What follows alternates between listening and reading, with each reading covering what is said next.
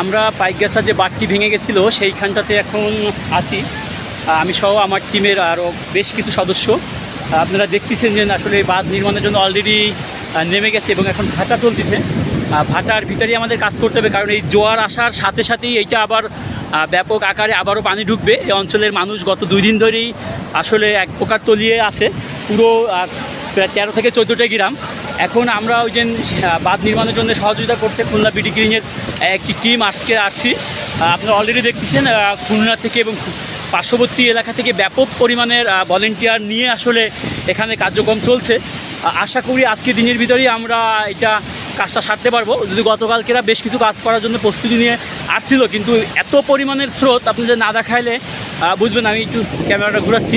ভাটা হচ্ছে এই পরিমাণের স্রোত আর কি নামতিছে, যেটার কারণ আর কি গতকালকের আসলে এখানে বাতি দেওয়া সম্ভব হয়নি। আজকেরা আশা করা যাচ্ছে যে পরিমাণের স্বেচ্ছাসেবকদের একটা ডাক পেয়েছি বা সারা পাওয়া হয়েছে, এতে আমাদের এইটা সম্পূর্ণভাবে আজকের আমরা কাজ করতে পারবো। আপনারা যদি দেখেন যে এখানে প্রচুর পরিমাণের ব্যাগ, জিও ব্যাগ সহ এমনি ব্যাগ, পিপি বিভিন্ন রকমের এবং অন্য অন্য যে সামগ্রী লাগে বাস সহ আমরা আসলে এখানটাতে এসেছি।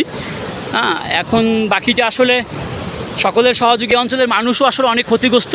আপনারা যারা বিভিন্ন জায়গায় সহযোগিতা করতেছেন আপনাদের কাছে একটি অনুরোধ থাকবে, আপনারা পাইকগাছার এই জায়গাটা একটু খেয়াল করবেন, কারণ পাইকগাছার এই মানুষগুলো আসলে এই 2-3 দিন যাবত আসলে অনেকভাবেই ক্ষতিগ্রস্ত। তাদের বাড়ি ঘরে যাওয়ার মতন অবস্থা নেই, খাবারের অভাব বা শিশু খাবারের অভাব এবং স্বাস্থ্য ক্ষেত্রে যেন অনেকগুলো বিষয় আছে, সেই বিষয়গুলো আমাদের এই মুহূর্তে তাদের দেখা উচিত।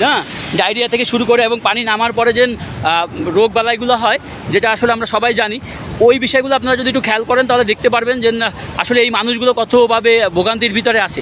আপনারা আশা করব যারা খুলনা আছেন, বিভিন্ন জায়গায় সহযোগিতা করতেছেন, খুবই ভালো কাজ, কিন্তু আশা করব আপনাদের খুলনা, আমার খুলনা, সবার খুলনা, সেই খুলনাকে ভালো রাখার জন্য আপনারা এই কাজটা করবেন।